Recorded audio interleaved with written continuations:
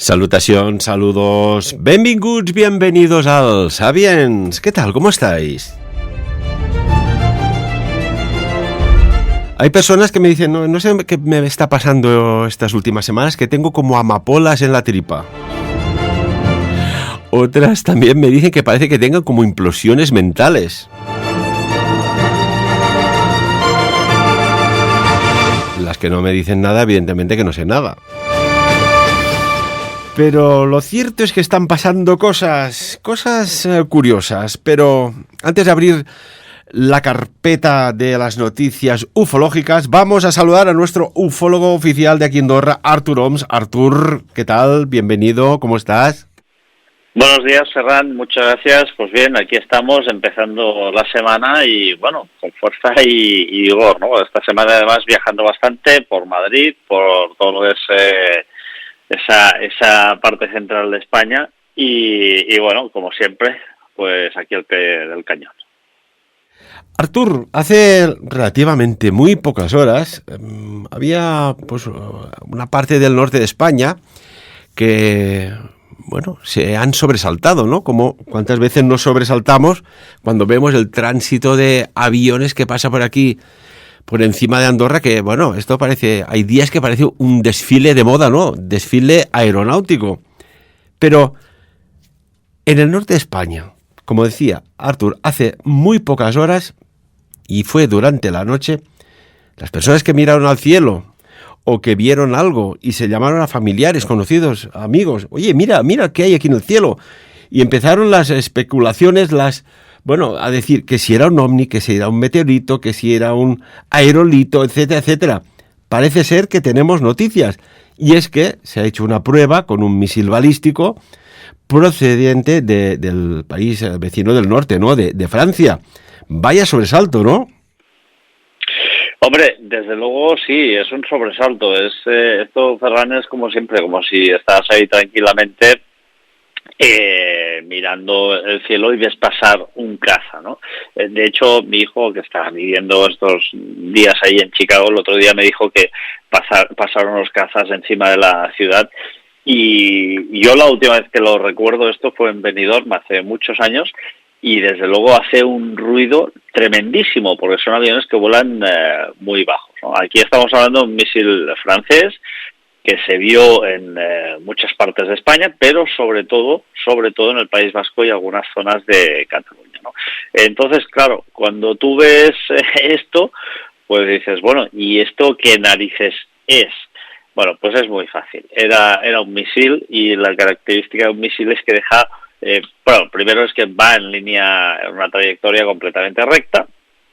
La parte, digamos, frontal es mucho más brillante y luego deja como una especie de estela de luz por esos gases que lo único que hacen es reflejar esa luz del misil, ¿no? Y claro, uno cuando ve esto dice, ostras, pues ¿qué es esto? Pues es un misil. Yo la cuestión es como, y a mí me parece algo completamente alucinante. Sí que es verdad que era un misil sin carga militar, es decir, sin ningún tipo de explosivo encima, pero a mí lo que me parece completamente alucinante es que se lance un misil desde esta base militar de Viscarrosa, en Francia, y que no se de alguna forma no se advierta a la población, ¿no? ¿Por qué se ve evidentemente desde el País Vasco y desde Cataluña? Bueno, son zonas muy cercanas, todas ellas, a esa frontera con el país galo y evidentemente pues se ven mucho más cerca, ¿no? Y claro, cuando observas un objeto de estos surcar los cielos, realmente da un poco de respeto, ¿eh? O sea que las redes sociales fueron cargadas y, en fin, esto nos recuerda también la época en la que estamos viviendo, una época en la cual en Europa hay una guerra, no nos olvidemos, Ucrania está en Europa, y no solo la guerra de Europa, sino que en Oriente Medio pues también tenemos otra guerra, ¿no? Que es la de Israel contra Palestina. Entonces, estamos viviendo, Ferran, tiempos que son convulsos, ¿no? que generan también imágenes convulsas y que generan también episodios convulsos y que generan, por cierto, gran preocupación en la sociedad en la que vivimos, puesto que, en fin, como dice el proverbio aquel, cuando veas las barbas de tu vecino cortar, pon las tuyas a remojar. Y tanto que sí, y curiosamente lo hablábamos con nuestra colaboradora y también amiga tuya, Rosa de las Maravillas Vidal, y también con Luis Rovira, de que, el ministro de Defensa alemán, y esto hace muy pocos días, era finales del mes pasado, el mes pasado de octubre, advertía del peligro de guerra en Europa. Y dices, hombre, que salga el ministro de Defensa de Alemania, el señor Boris Pistorius, advirtiendo de que hay un peligro de guerra en Europa y que pide además estrategias conjuntas y de país para hacer frente a un evento de este tipo. Y que justamente ves un misil que, claro, desde donde se vio desde nuestras latitudes, desde la parte de los Pirineos, el norte de España, también se vio, parece ser muy claro, desde Lekeitio, Deva, del País Vasco me refiero, o Ondarroa también, y otras localidades. Oye, ¿y si resulta que, y vamos a ponernos en escena, y si resulta que esta prueba balística era un misil intercontinental, como va advirtiendo Rusia, cargado con armas nucleares? Artur, oiga, esto te lo puedes plantear por unos instantes, unos minutos. ¿Y si es así? El misil, Ferran, no llevaba carga militar, Pero volvemos a lo que tú has dicho antes, que es interesante, a lo que justamente has mencionado, ¿no? La advertencia sobre una posible guerra en Europa. Fíjate que la Segunda Guerra Mundial empieza con estos ataques hacia locales de personas judías, ¿no? Está sucediendo exactamente lo mismo hoy en día. Está sucediendo lo mismo. El peligro no solo es real, sino que el peligro está cuantificado y hay un porcentaje bastante importante que nos indica que podría haber una guerra generalizada, o que podría extenderse esta guerra, este conflicto, a Europa. Ahora mismo el mundo está realmente muy calentito y para mí, Ferran, la situación es mucho más que preocupante, porque además si uno observa lo que está sucediendo, por ejemplo, en Alemania, si uno observa lo que ha sucedido ahora recientemente en Argentina, este personaje que ha ganado las elecciones, un personaje muy extrovertido, un personaje que grita mucho, que va absolutamente en contra del capitalismo, y al final estamos viendo que todo esto está muy caliente.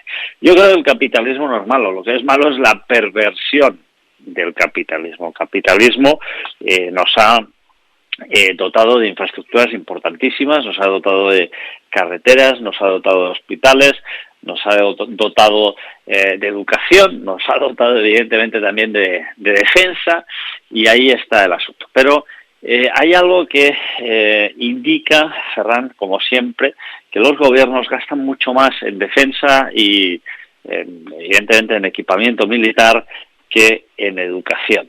¿Por qué? Porque es evidente que en muchas ocasiones la gente no razona, no atiende a el diálogo, no atiende absolutamente nada y simplemente pasan al uso de la fuerza. Y dentro del uso de la fuerza, Ferran, también tenemos que decir que la fuerza, antes, el uso de la fuerza, era una potestad exclusiva de los estados. Hoy en día ya no.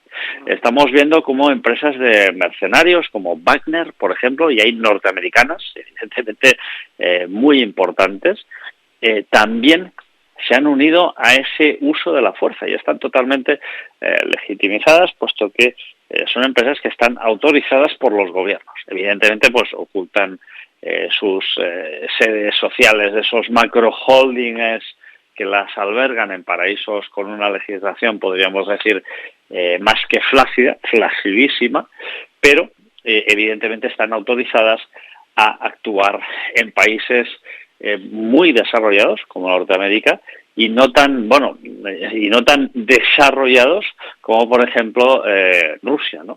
Y una cuestión, Artur. Hablabas de algo interesante, ¿no? De que se invierte más en defensa que en educación. Y tienes toda la razón. Me salió un pareado, fíjate. Pero hay un detalle. Viendo cómo está la situación geopolítica planetaria, ¿quién no invierte en defensa? Porque estamos viendo, en cuestión de muy poco tiempo, cómo entre países vecinos, entre países que comercian, que hay su economía, oiga, que de golpe y porrazo, uno de los dos es invadido. Entonces dices, ¿no? Pensarías, menos mal que tenían recursos de defensa. Es que quizás se ha debilitado los sistemas de defensa durante muchos años, porque había como una extraña paz relativa, y ahora vemos que se está poniendo en jaque lo que es la convivencia, la paz, la armonía entre países vecinos. Y digo esto porque, volviendo a lo que ha dicho en Berlín el 30 de octubre el ministro de Defensa alemán, Boris Pistorius, es que además añadió: Alemania debe poder defenderse, y esto se aplica al ejército y, ojo, a la sociedad alemana. Y lo enfatizó diciendo que hay que tener, y es una necesidad, de que Alemania esté apta para la guerra.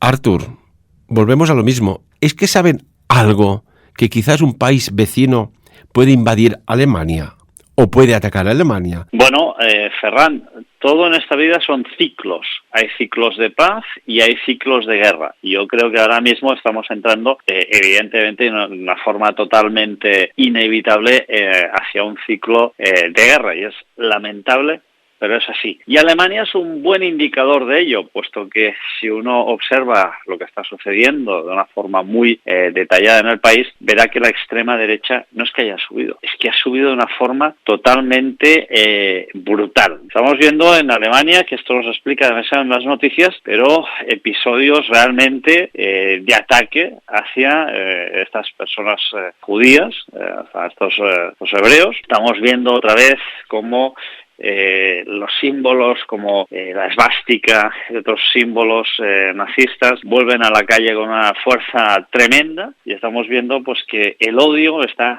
creciendo de una forma muy importante. Y no solo eso, Ferran, sino que además estamos viendo cómo las economías, que esto tampoco se está diciendo, economías, sobre todo las familiares, están cayendo y se están destruyendo de una forma muy importante. Y efectivamente, Ferran, yo creo que es que tienen ese dato, y ese dato es simplemente el de los ciclos. Y ahora entramos en un ciclo donde podrían haber guerras, y de hecho ya hay una guerra en Europa que podría acabar afectando al resto de Europa. Y bueno, y una buena señal de eso es que Francia ya está haciendo pruebas con sus misiles. Hablabas también de ciclos. Fíjate, antes de empezar del tema ufológico, pero es que la actualidad pues lo demanda. Y nuestros oyentes y seguidores, Artur, sabe que son muy exigentes y quieren estar al día de muchas cuestiones. En los ciclos, es que hay algo que está en la mente de muchas personas, y Dios quiera, y la sociedad quiera, y los políticos quieran que no suceda. Pero recordemos que tampoco hace tanto tiempo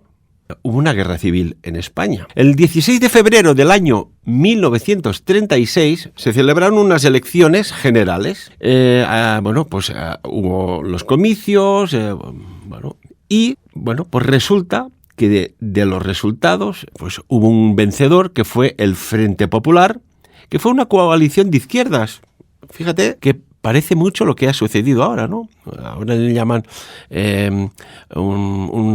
una coalición progresista, pues ganó una coalición de izquierdas que englobaba pues el Partido Socialista de aquel momento, el PSOE, el Partido Socialista Obrero Español, también el Partido Comunista, Izquierda Republicana y otros partidos ya más minoritarios que dieron pues a lo que fue el Frente Popular pues la mayoría absoluta, como ahora, muy parecido, que marcaría el comienzo de unos meses, parece ser, de crispación, como ahora, como preámbulo de lo que sería un conflicto entre ciudadanos, entre vecinos, entre familias, dando inicio a la desgraciadamente Guerra Civil Española, que hubo una serie de ataques, bueno, pues terroristas. Fijémonos que ha habido un atentado que se está investigando a un político, movilizaciones masivas, personas que intentaban desestabilizar al gobierno, sectores radicalizados que unos apoyaban a un lado, los otros a otro. Se contabilizaron muchas muertes, fallecimientos por estas acciones radicales de un lado y de otro. Y bueno, la política social, económica del país saltó por los aires.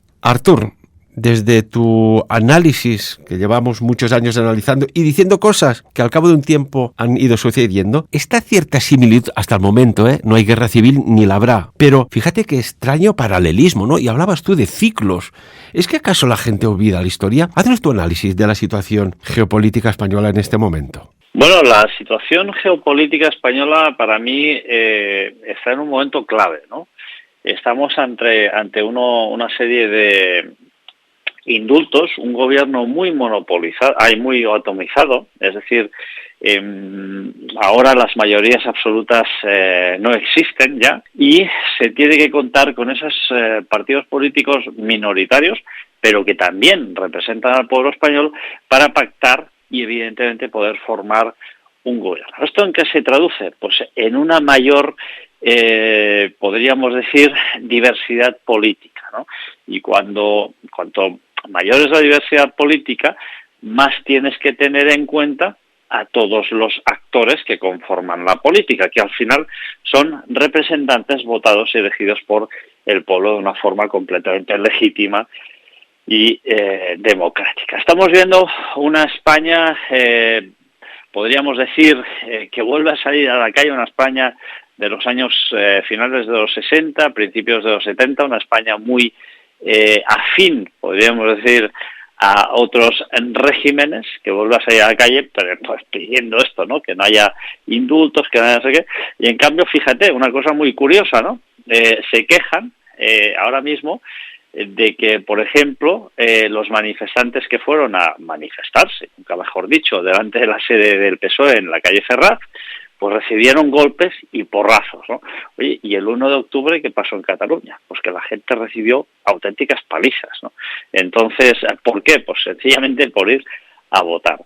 La situación ahora mismo en España es complicada. España está en una situación, para mí, se está desintegrando, pero es que finalmente ellos mismos se han conducido a esta situación.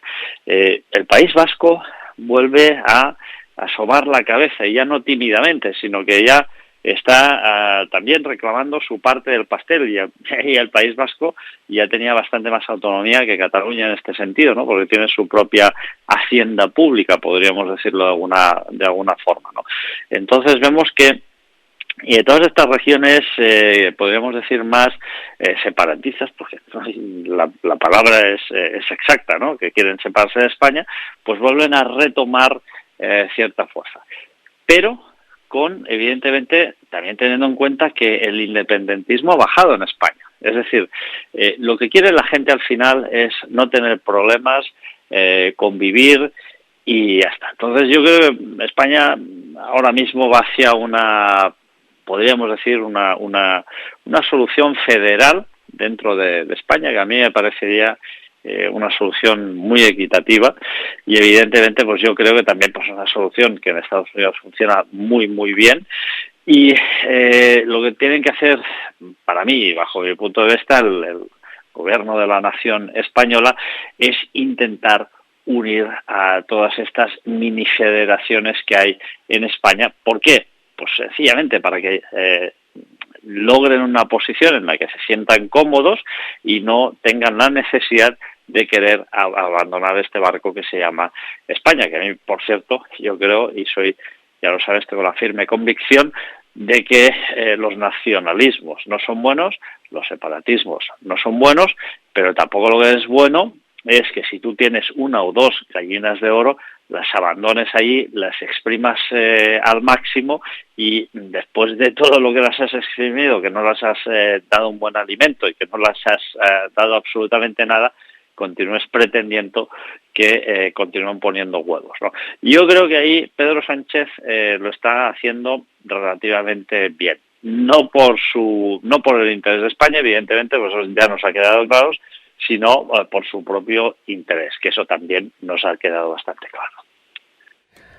Y lo curioso, Artur, es que fíjate que parece que en política puedes decir todo, ¿no? O sea, das una opinión, además de forma categórica, al cabo de unas elecciones viras la opinión en beneficio de, no sé, veremos estas cosas si no generan karma. Desde luego que los apasionados de las estrategias políticas aquí deben estar disfrutando porque se están poniendo sobre la mesa escenarios sumamente complejos, las negociaciones deben ser espectaculares y veremos si al final teníamos razón o no cuando dijimos para el 2029 Cataluña podría tener su independencia. Veremos. Y cuando dices Cataluña, pues las personas del País Vasco, Euskadi, también, a lo mejor también va a la par. Vete a saber si habrán otras regiones o la zona del Arán en Cataluña que diga, oiga, nosotros no somos somos aranesos, ¿no? Queremos nuestra independencia. Al final,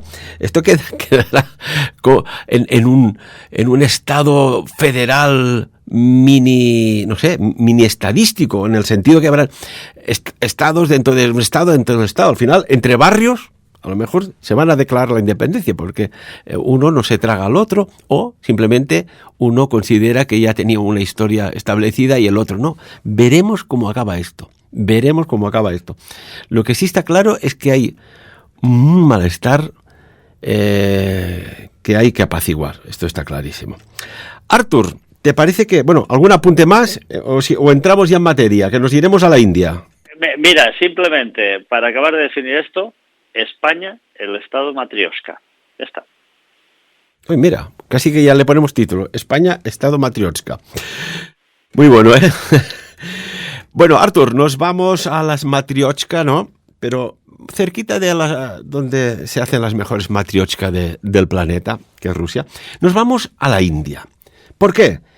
Porque, no sé, estas noticias nos gustaría que también salieran en todos los medios, ¿no? Que llegara de forma ya más normalizada lo que está pasando hace décadas y que la cosa va a más cada día.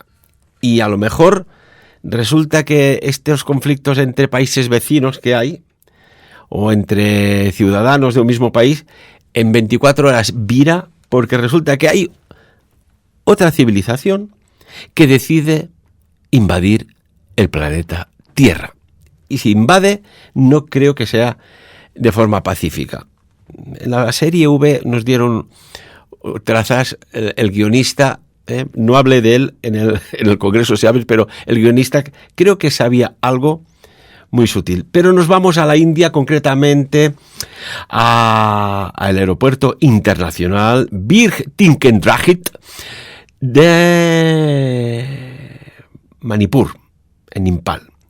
Porque allí resulta que durante unas horas se ha reportado la presencia de un objeto volador no identificado, no presentaba signos de hostilidad, de agresividad, no era una arma, que estaba sobrevolando la área y muchas personas, claro, esto nos ha llegado a la información porque tenían que coger un vuelo comercial y el director del aeropuerto, Chepenini Keishin, o Keishin concretamente, digámoslo bien, decidió anular toda transacción aeronáutica por riesgo de colisión ante ese objeto volador que estaba ahí parado y no era un dron, no era un ingenio militar a priori que estuviera en modo observación. Artur, una vez más, cancelación de vuelos por objetos voladores en aeropuertos y en este caso en Impal, la India.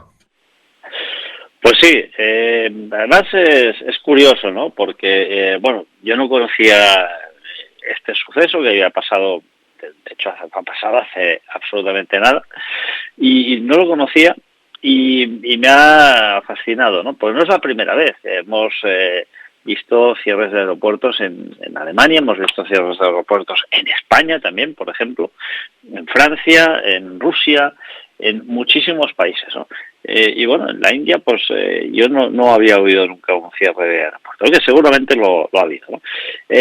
Un objeto volador que además estaba ahí parece ser que bastante estático a una gran altitud, y de hecho hay vídeos que lo han registrado, ¿no? Muchas veces dices, hombre, es que siempre que muchas veces la gente ve un ovni, pues no hay registro. Aquí sí, hay un registro, y un registro se puede ver de una forma bastante importante. Al final se ve una especie de esfera luminosa que está ahí suspendida a gran altitud.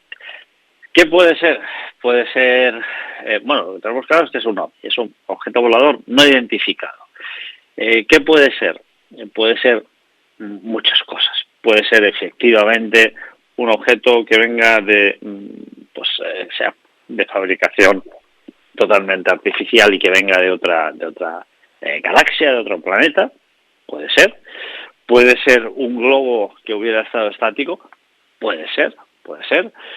Puede ser un dron. Lo dudo porque la capacidad de vuelo de los drones está muy limitada. Son aparatos que tienen una capacidad, bueno, al menos los que son capaces de estar estáticos en el aire tienen una capacidad limitada de 1 hora, hora y media máximo.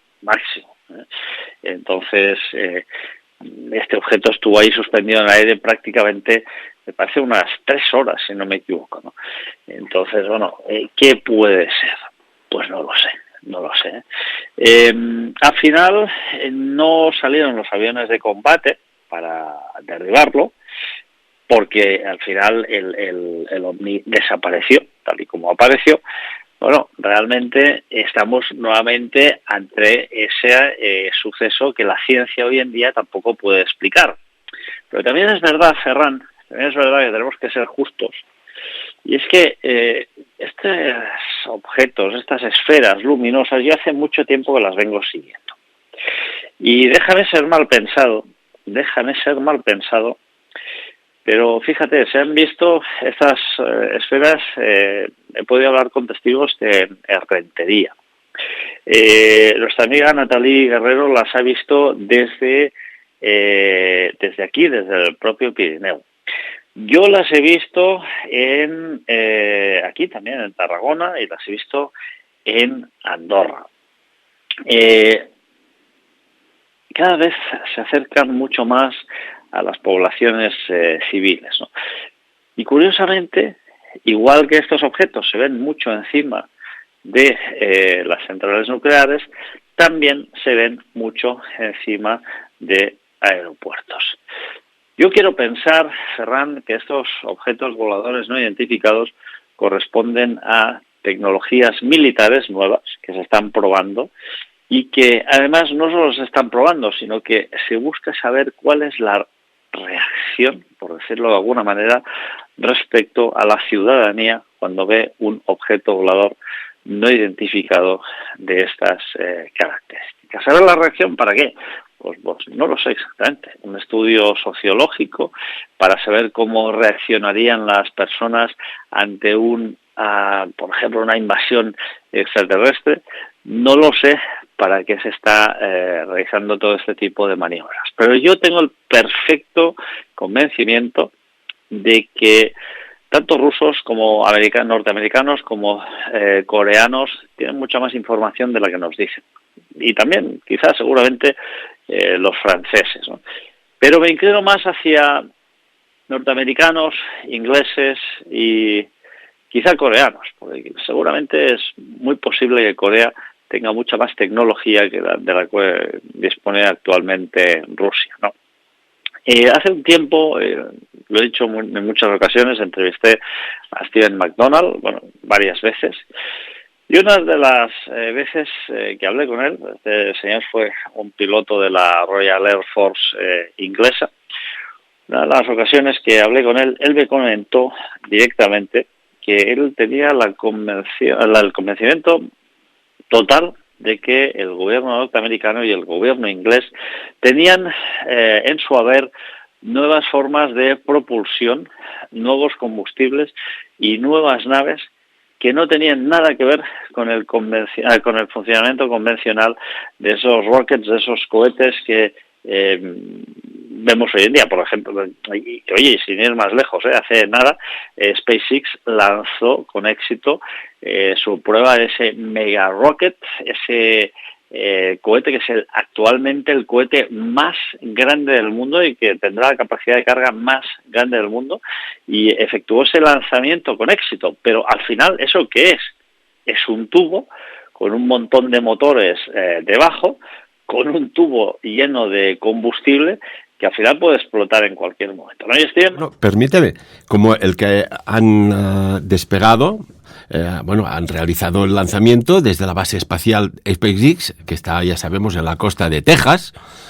Un saludo, además aprovecho que nos siguen muchas personas de Estados Unidos y de Texas, y resulta que el lanzamiento, el inicio fue pues un éxito, pero al salir al espacio abierto, algo ha sucedido misteriosamente que ha saltado por los aires, ¿no? Y me pregunto yo, hay una fotografía muy curiosa, cuando está saliendo el cohete Starship desde la base Boca Chica, concretamente en Texas. Oye, supongo que el objeto que hay al lado debe ser algo de observación de la propia base, porque en la imagen yo me quedo perplejo, Artur, de que allí hay algo que no sé vislumbrar bien, si es un helicóptero, si es un dron o qué diante es, que está al lado a pocos centenares de metros del despegue del cohete. Me pregunto yo qué ha debido pasar en ese despegue del Starship, Artur. Bueno, suele ser muy habitual en este mega rocket de SpaceX, suele ser muy habitual que se utilicen diferentes drones para filmar el despegue también desde diferentes ángulos y perspectivas. Y esto es algo bastante habitual, o sea, no es algo que quede fuera de la norma, ¿eh? Por lo tanto, podría ser que una de las cámaras fijas hubiera captado uno de estos drones sin más, ¿no? Pero bueno, cuando estamos viendo este objeto en la India, esto es una esfera circular. Es una esfera circular que está ahí inerte en el cielo, ¿no? O sea, en fin, Ferran, estamos, como siempre, ante ese gran paradigma, ¿no? Pero yo sí que tengo muy claro que el gobierno norteamericano ha hecho grandes avances respecto a la exploración espacial, seguramente hacia nuevas armas no convencionales, que evidentemente nada tienen que ver con estas que conocemos hasta la fecha, y que dan un salto cuantitativo y cualitativo. De hecho, todo está escrito en ese maravilloso libro del mayor Donald K. Hall, Los desconocidos del espacio, en el cual ya en el año 70 y algo él ya decía que los gobiernos francés, alemán, cualquier tipo de gobierno que estuviera alrededor del mundo, tenía un solo objetivo y era capturar una de estas naves.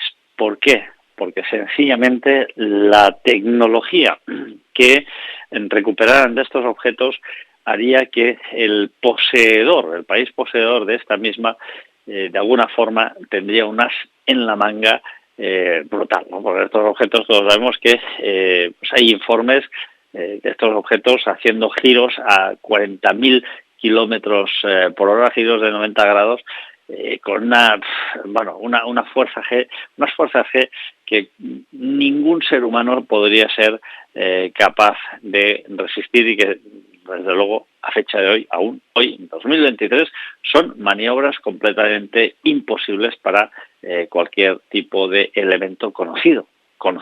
Y digo conocido porque es muy posible y muy probable que muchos de estos gobiernos ya tengan pues otros medios de desplazamiento, de combustión, motores mucho más avanzados que quizás, seguramente, permitan, en cierta manera, efectuar este tipo de maniobras que hasta la fecha serían algo, inimaginable. Y tanto que sí. Y yo estoy convencido que el sistema de propulsión que utilizan estas naves, esta luminosidad que se ve de noche y que de día por el sol no se ve, es la resultante del proceso de combustión, por decirlo de alguna manera, del elemento que utilizan. Y lo que dices tú, estas aceleraciones, estas propulsiones, estos giros en ángulos de 90, esto ya tiende a una tecnología supra avanzada. Y claro, fíjate la evolución, ¿no? Antes había la fuerza bruta, después vino la fuerza animal, después vino un sistema que se utilizaba a través de los hidrocarburos de propulsión, que después la apuesta ha sido por el coche eléctrico, pero ¿hasta dónde tiende la evolución? ¿Hasta el coche eléctrico o hay algo más? Señores, está claro que el hidrógeno va a ser el presente. Está claro que por las caídas de ventas en los procesos de fabricación es que la gente aún no hace confianza en el coche eléctrico, y sino que pregunten a los que han tenido un coche eléctrico lo contentos que están. Y está claro que la fuente de propulsión va a ser el elemento que hay más en el universo. ¿Y cuál es? El hidrógeno. Y si se acaba el hidrógeno, lo puedes fabricar. ¿Cómo? Utilizando agua. Quizás explicaría a Artur la cantidad de naves que ¡bum!, se convierten en ovnis, de ovnis a osnis, objetos submarinos no identificados. Pero una cosita, quería dar este apunte sobre la incidencia del aeropuerto en la India, en Impal. Hay una persona que ha hecho unas declaraciones, que es Bakshar Shalam, un pasajero que dijo: no tenía ni idea de lo que estaba pasando. Me informaron que el vuelo de su avión no podía despegar porque había algún tipo de objeto sobrevolando el cielo, una especie de vehículo aéreo no tripulado. Sin embargo, los funcionarios del operador del vuelo no estaban seguros de qué era el objeto. Claro, si hubiese sido, y aquí vamos a hacer un escandall, ¿no?, que decimos en catalán. Vamos a hacer, a ver, si tienes un objeto que no te permite, que es una zona geoestratégica de un país como un aeropuerto, que no te despeguen los aviones, me pregunto yo por qué no salieron cazas a interceptarlo. O, como bien decías, era una posibilidad, Artur, de que estuvieran haciendo un experimento, ¿no? Aquí, ¿qué hay? Lo que está claro es que había una esfera luminosa. Y si dices, oiga, si los radares detectan objetos voladores no identificados, ¿por qué esa luminosidad diciendo, que estamos aquí?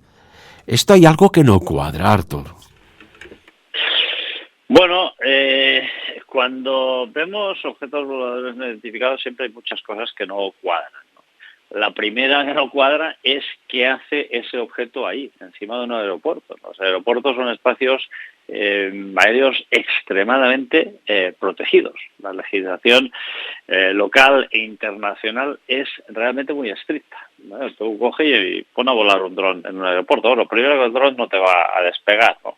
Pero si tú tuvieras el permiso para manipular drones en aeropuertos y te pones ahí a hacer volar un dron sin permiso, pues tienes un problema, ¿no? Es igual que si invades el espacio aéreo pues con tu avioneta o con un helicóptero. Entonces la primera pregunta es, ¿qué hace ese objeto ahí? ¿Qué hace ese objeto ahí? Lo segundo que no cuadra es si ese objeto que está ahí suspendido no representa ningún peligro, ¿por qué cierran el espacio aéreo? ¿No? Pues si a lo mejor es, ¿por qué lo cierran? Pues evidentemente quiere decir que ahí ese objeto sí que representa un peligro, ¿no? Pero luego, fíjate que es casi siempre cuando el suceso ya ha pasado, no, aquello era un globo o era un no sé qué, lo que se hace es sacarle siempre hierro al asunto, es decir, minimizarlo, ¿no? Como aquello, aquello al final, era una tontería sin importancia, ¿no? Al final siempre nos quedamos con la pregunta en la boca, con el punto de interrogación. No nos dirán nunca nada, es decir, eso es lo que tampoco cuadra, ¿no? Que al final hay alguien que sabe algo sobre ese objeto volador no identificado, alguien sabe algo. Pero evidentemente esto no va a trascender jamás a la opinión pública. ¿Por qué? Pues es muy sencillo, porque igual el que sabe que es ese objeto volador no identificado es el gobierno norteamericano o una sección hindú de alto secreto, de alto mando, que está realizando alguna prueba y que se les ha ido de las manos. Pues esto también puede pasar, Ferran. A veces los gobiernos prueban elementos, prueban cosas, y esas pruebas se les van de las manos. Esas pruebas de alguna forma toman un caliz, una dirección no esperada, y acaban de alguna forma pues también suponiendo un problema para ellos mismos, ¿no? Entonces, bueno, siempre hay cosas que no cuadran, siempre hay cosas que no cuadran. Pero ahí, Ferran, lo más grave, lo más importante es la seguridad aérea, y con eso no se juega, porque un objeto volador no identificado, que se sepa hasta la fecha, no ha provocado la colisión de un avión de pasajeros, cosa que es muy curiosa, porque sí la ha provocado de militares. ¿Cuál es la diferencia? Es muy sencilla. Un avión de pasajeros no se va a poner a perseguir a ese objeto volador no identificado, y por lo tanto ese objeto volador no identificado no se va a sentir amenazado. Pero los aviones de guerra, esos cazas que envían a hacer estas inspecciones, sí que han perseguido a estos objetos voladores no identificados. Y por lo tanto, ese objeto volador no identificado puede llegar a sentirse en peligro y por lo tanto, pues, atacar, ¿no?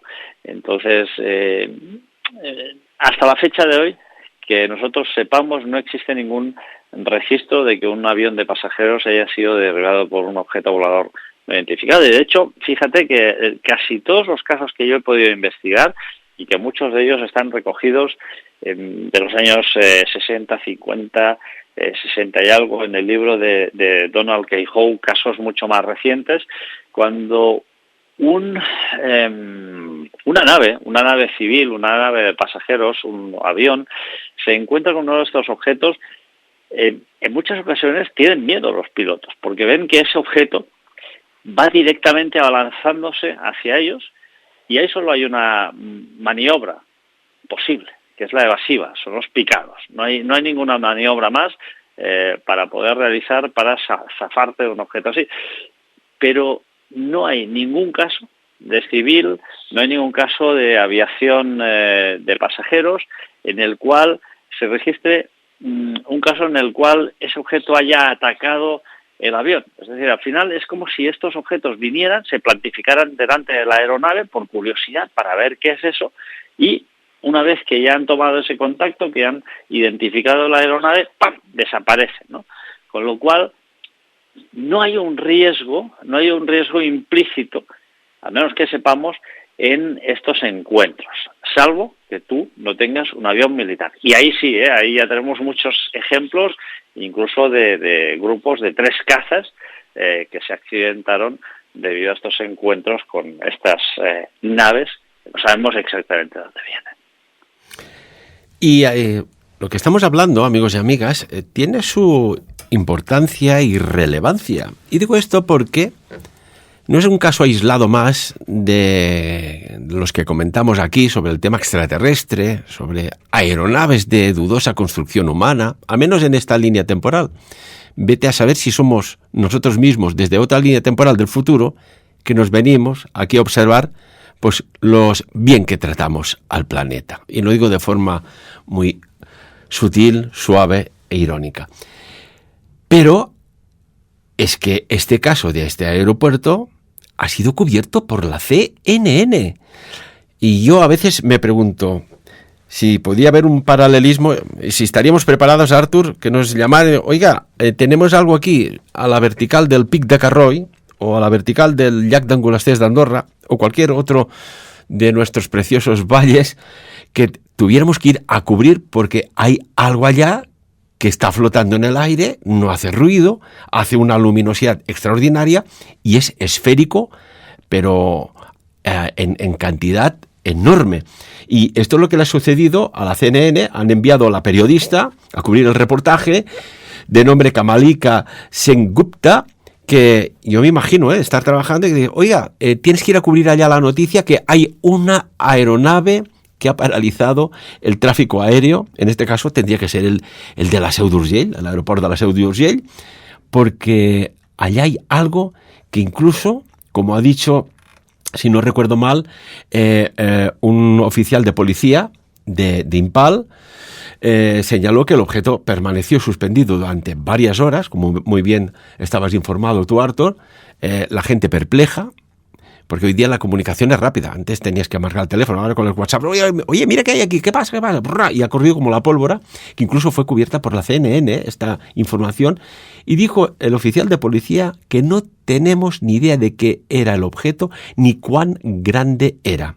Estuvo flotando en el cielo durante horas y luego desapareció. Es que ha estado cubierto por la CNN. Artur, una vez más, algo se está cociendo en el aire, en nuestra atmósfera, algo entra, algo sale, y creo que sin permiso aeronáutico. No, y desde luego, recordemos que, si no recuerdo mal, no sé si fue el 23 o 24 de mayo, en Turquía, también el aeropuerto de Gaziantep, o no sé cómo se llama, también estuvo cerrado por un objeto volador no identificado. O sea que, y a verlos, haylos, ¿no? Como dice aquella frase que se refiere a las meigas, ¿no? A las meigas gallegas, a verlas, haylas. Estamos en un mundo, Ferran, el cual es un gran punto de interrogación, es un gran enigma. Empezando por el planeta Tierra, empezando por dónde estamos, el ecosistema, todas estas especies, de dónde han salido, de dónde ha salido la vida, si es una panspermia, si nos han creado, si es una inteligencia artificial que nos ha creado, si es una inteligencia de algún otro tipo.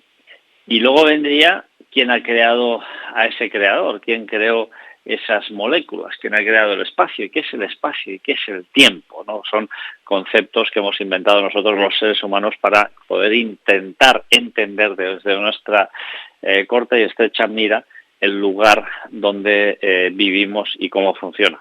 Te puedo decir que no hemos entendido absolutamente nada, que es extremadamente complejo y que seríamos muy prepotentes diciendo que somos, o afirmando que somos la única especie inteligente que vive en el universo. Por lo tanto, Ferran, y hace muy poco, ¿no?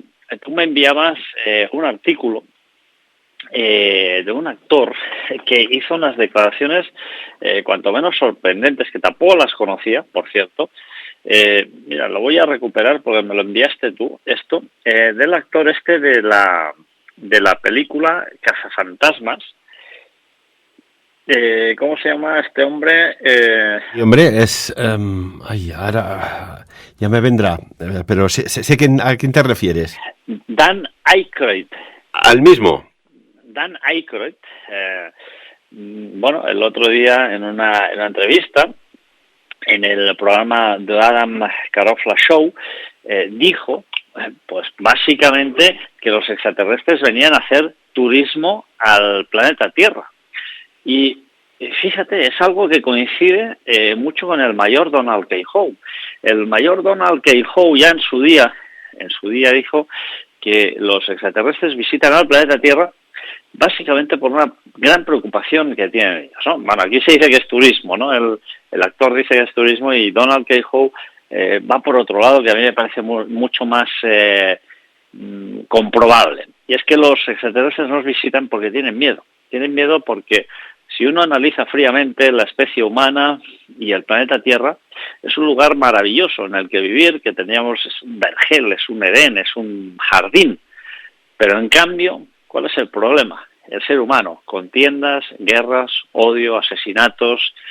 Esto es el día a día de la especie humana. Entonces tú imagínate si fuéramos capaces de salir al mundo exterior, a otros planetas, colonizarlos, ¿qué aportaríamos nosotros a estos planetas? Pues evidentemente lo que tenemos aquí, destrucción, hambrunas, guerras, etcétera, etcétera, etcétera. Y por ese motivo, ni más ni menos, los extraterrestres nos vigilan, porque en el momento que seamos capaces de hacer viajes intergalácticos, sí que vamos a suponer un peligro real para estas otras especies, para estos otros seres que evidentemente yo tengo el pleno convencimiento, al 100%, de que existen, y negarlo yo creo que sería algo, una pedantería total y absoluta por nuestra parte.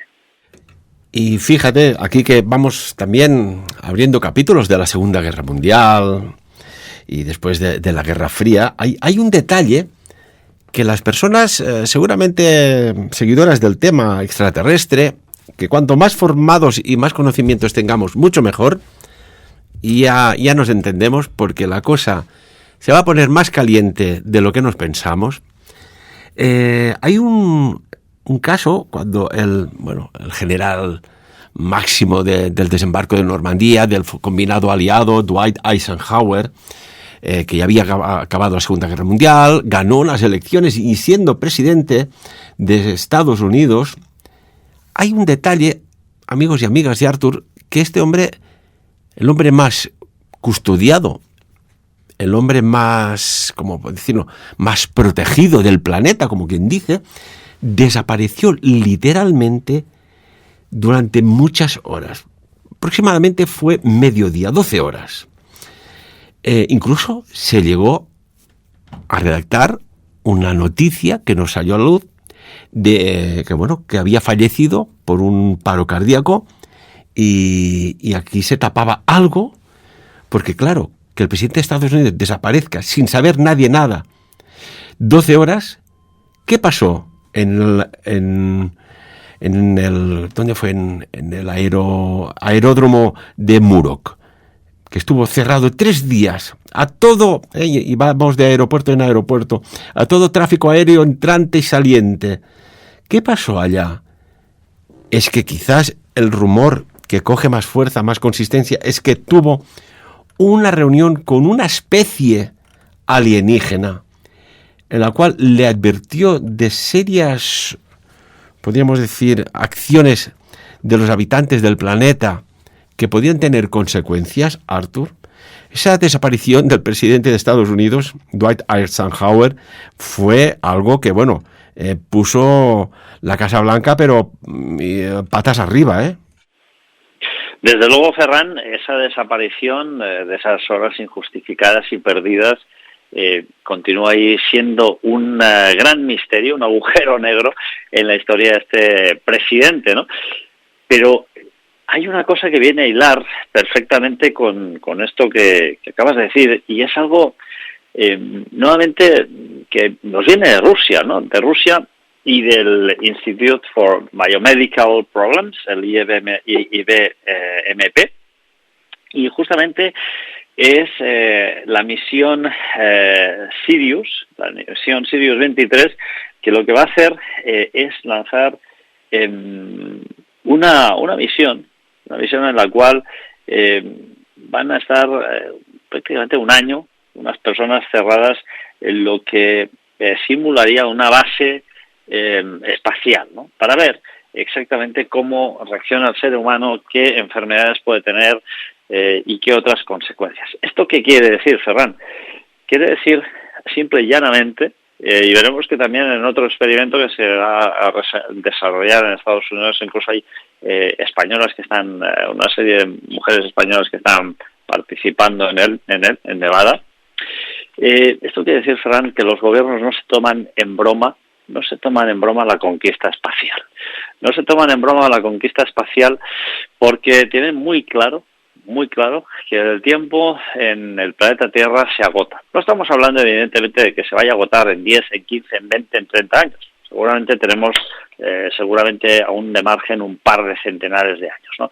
Pero lo que está claro es que el planeta Tierra se está de alguna forma está siendo víctima de unos daños prácticamente, yo diría, algunos de ellos irreversibles en este ciclo que estamos viviendo, ¿no? Por lo tanto, el hecho de buscar alternativas fuera del planeta Tierra es algo que es una realidad palpable. Entonces, ¿es posible que este presidente se reuniera con entidades de otros planetas para justamente establecer las bases, a lo mejor, de una colonización por parte de seres humanos y de otros planetas? ¿Es posible que se reuniera para intercambiar algún tipo de información, tecnología, servicio? no sabremos nunca, porque evidentemente los secretos de Estado son secretos de Estado. Mira, fíjate que también se tenía que haber desclasificado todo lo relacionado con John Fitzgerald Kennedy y se ha vuelto a ampliar, no sé si eran 50 años más, el plazo de clasificación de toda esta información. Mira, permíteme, Artur, nos queda nada, 1 minuto de programa, es que nos ha volado el tiempo. Ahora que hablas de JFK, yo solo pido que seáis observadores y miréis los movimientos que hace John Fitzgerald Kennedy aquel día que estaba de visita política en Dallas en el año 1963. Hace unos movimientos tan sumamente extraños que... ¿Y si resulta, déjame decir una barbaridad, que algo lo estaba cogiendo y le puso una detonación y le hizo saltar el cerebro por los aires? Cerebro que no se encontró, desapareció. ¿Por qué? Quizás había unas pistas de un extraño artilugio. ¿Y si no fue una bala? Ahí lo dejo. Mirad las imágenes y también ponerlas en comentarios a ver qué opinas. Artur, en 30 segundos, un resumen así final, en forma de titular. Bueno, pues que vivimos en un mundo extraño, un mundo que no conocemos, repleto de misterios, por cierto, que son universales todos ellos, porque evidentemente son misterios que aún continúan sin resolver y que lamentablemente yo creo que continuarán sin resolver durante mucho tiempo. Y tanto que sí, Artur, como siempre un placer estos análisis, porque al hablar de estos temas estamos forzando una parte de nuestra área cerebral, neuronal, que a lo mejor recaba información de algo que hemos tenido delante y ni nos acordábamos. Y no es autohipnosis, sino es recordar algo que hemos visto que en un momento determinado nos dejó estupefactos. Y quizás tiene una explicación que pueda ir por estos caminos. Amigo, como siempre, un placer tenerte con nosotros y también estarán muy contentos todos los seguidores que siempre me dicen, oye, ¿cuándo habla Artur? Que Artur también tiene sus obligaciones laborales, ¿verdad? Y tanto. Ya sabes tú, Ferran, que el tiempo es limitado y que uno, por desgracia, del aire no puede vivir y tenemos que trabajar. O sea que esto es también inevitable. Nos haces un honor que estés con nosotros y que dediques un tiempo también a compartir. Que quiero decir que Artur también tiene un canal, que también hace sus trabajitos. Creo que ya hemos recortado las horas de dormir para darlas a la sociedad, ¿no? Quien quiera que coja nuestros conocimientos, entrevistas. Recuerda a la audiencia cómo se llama tu canal, Artur. Bueno, es muy sencillo. Está en YouTube, que se llama Artur Oms, y en iVoox, Misterios Universales. Pues ya lo sabéis, si queréis más de estos temas, con Artur Oms. Artur, amigo, repito, muchas gracias. Gracias a ti, Ferran, por esta labor que continúas haciendo después de tantos años y que ayuda a muchas más personas de las que seguramente tú te puedes llegar a imaginar. Pues que así sea, así se escriba y así se haga. Amigos y amigas, de lo potente que hemos tratado hoy, que no es poco, como siempre, que cada uno saque sus propias conclusiones.